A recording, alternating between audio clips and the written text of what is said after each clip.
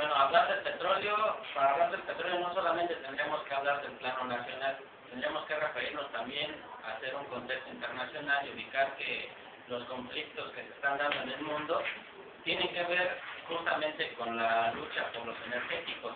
Esa es la guerra que se está planteando Estados Unidos. Estados Unidos plantea esta guerra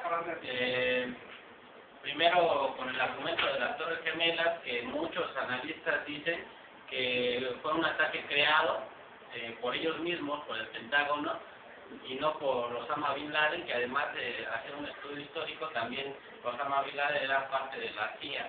Entonces se crea con ese argumento y entonces invaden una parte del bloque de Oriente, y entonces van primero por Afganistán, que es un sitio estratégico, después también por Irak, haciendo una ocupación a la usanza de los romanos, y entonces se posicionan perfectamente en el Medio Oriente, invadiendo esta otra parte del mundo que es lejana incluso en su forma de pensamiento al pensamiento occidental.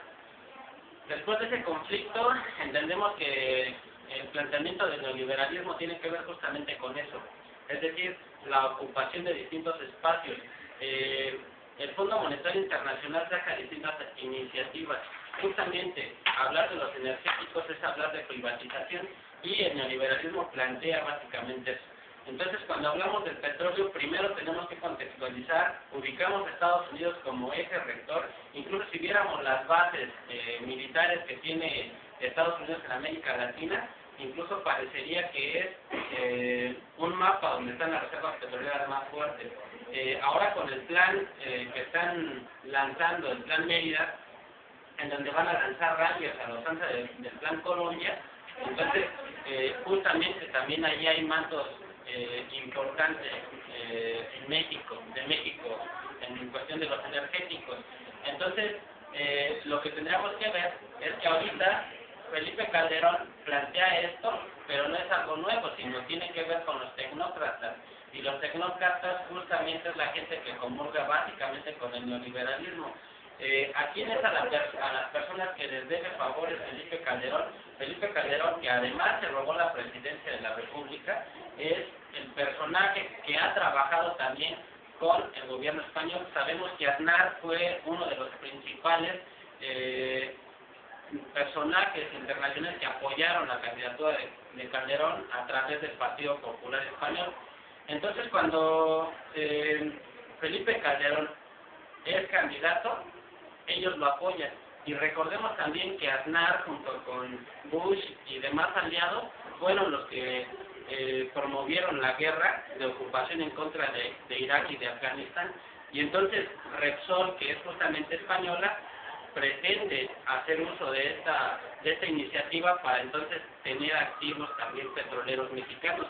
Que quede claro también que no es que quiera privatizar o que quieran vender completamente Pemex. Lo que quieren justamente solamente, porque no van a poder vender la infraestructura ni la maquinaria, lo que pretenden hacer es que sean las cosas que se extraen, es decir, el petróleo que es lo que se extrae, que sea eso lo que puedan apoderarse de él. Una buena parte de ese recurso tendría que destinarse a ellos, y entonces eso es lo que nosotros como mexicanos no tendríamos acceso, y básicamente pues es el recurso que es el que está en juego. Entonces, lo que sí tendríamos que tener en cuenta y tenemos que tener presente, que esta lucha que se tiene que dar en contra de la privatización petrolera en México no es una lucha nacional, sino más bien es una lucha internacional, en donde tenemos que vislumbrar a Estados Unidos en contra de la otra parte del mundo.